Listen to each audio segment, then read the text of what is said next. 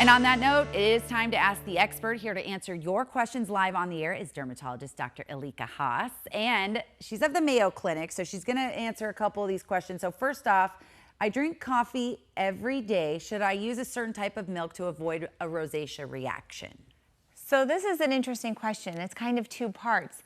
Is the dairy an issue? So dairy is thought to be inflammatory, but it doesn't mean it's a trigger for everyone with rosacea. This person could consider keeping a food diary to see what's triggering their rosacea, or trying an elimination diet to see if after a couple weeks of no cow's milk, will that improve their rosacea. Then they could try a non-dairy alternative. Okay, a little trial and error, I like that. If this is the next question, if I don't add fish to my diet, would an omega-3 supplement suffice?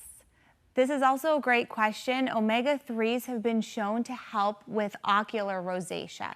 So that's actually involvement of the eyes, which can present as red, watery, gritty feeling, irritated eyes. So omega-3s help with that, and supplements can help. For the skin, there's some lab data to show it might help, but clinical trials are still needed. Okay, sneak in the salmon skin roll if you can. All right, how effective is Accutane for treating rosacea, and what are the side effects? Boy, Accutane, that was popular in high school. Oh yes, so Accutane can help with rosacea, but generally it's at lower doses for a very long period of time.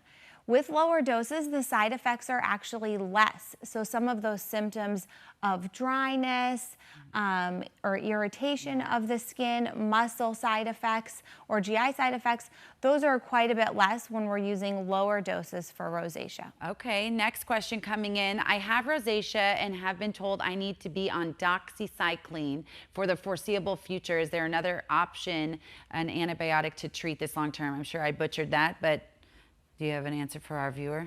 No, you did great. So doxycycline is an antibiotic we use for rosacea all the time. Often it's used in low doses where it's actually just anti-inflammatory, not antimicrobial. Okay. Still, there are a lot of different topical medications and the laser treatments that we talked about, which can help.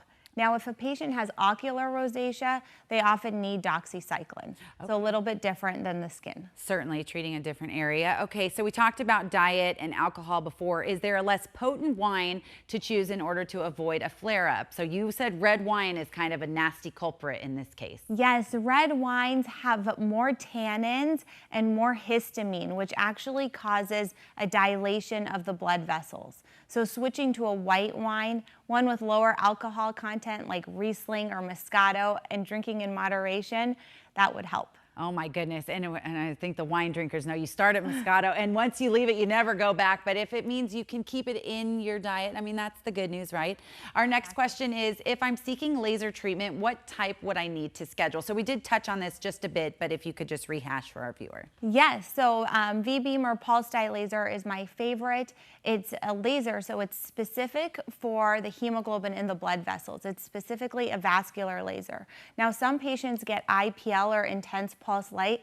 This is widely available and it can help with rosacea, but it can also be very risky because it's a light-based device. So since we already talked about V-beam, I would say proceed with caution with IPL treatments. It usually doesn't work as well as V-beam, and sometimes it can have side effects. And as always, do your homework before any kind of laser treatment and or therapy. Dr. Elika Hoss with Mayo Clinic, thank you so much.